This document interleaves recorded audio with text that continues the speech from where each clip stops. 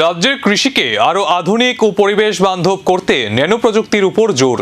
রাজ্যের কৃষিতে আধুনিক প্রযুক্তির ব্যবহার বাড়াতে বৃহস্পতিবার মোহনপুর ও বামুটিয়া দুটি পৃথক সচেতনতামূলক কর্মসূচির আয়োজন করে Indian farmers fertiliser cooperative limited এবং Mohanpur primary marketing cooperative society limited.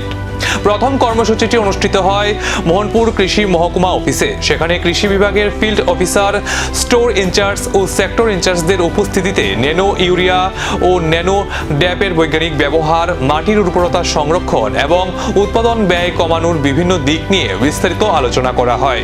অনুষ্ঠানে বক্তব্য রাখেন cooperative manager Haradhan Chandra Das, Indian farmers fertiliser cooperative লিমিটেডের সিনিয়র ম্যানেজার সৈকত দাস সহ কৃষি বিভাগের আধিকারিকরা।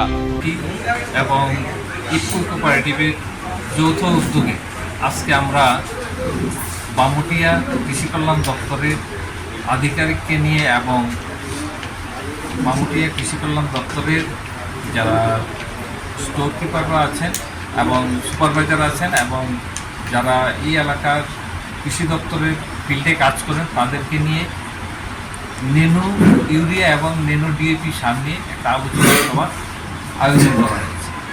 মূলত এই আলোচনা সভার উদ্দেশ্যটা হচ্ছে কেমিক্যাল সারের ব্যবহার কম করার জন্য এবং প্রকৃতির ভারসাম্যকে রক্ষা করার জন্য এবং ভারত সরকার এবং কৃষি বিজ্ঞানীদের চিন্তাভাবনাকে ফলপ্রসূ করার জন্য ন্যানো ইউরিয়া, ডিএপি এবং জিঙ্ক ব্যবহার করার জন্য আমরা সকলের কাছে আবেদন রাখছি এবং তার বিস্তারিত আলোচনা এখানে করছি, যাতে আগামী দিনে কৃষকদের খরচ, কৃষিকাজে খরচ কম পড়ে এবং এই সারটা ব্যবহার করে উপকৃত হতে পারে। এই হচ্ছে আমাদের মূল উদ্দেশ্য।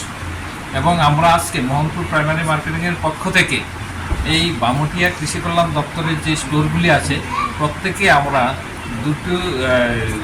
দুই বোতল করে ডিএপি, 2 বোতল ইউরিয়া এবং 1 বোতল জিঙ্ক আমরা বিনামূল্যে প্রদান করেছি। ন্যানো প্রযুক্তির এই উদ্যোগ মাঠ পর্যায়ে কতটা সফল হয় এবং কৃষকদের উৎপাদন ও আয় বৃদ্ধিতে কতটা ইতিবাচক প্রভাব ফেলে, এখন সেদিকেই নজর কৃষি মহলের।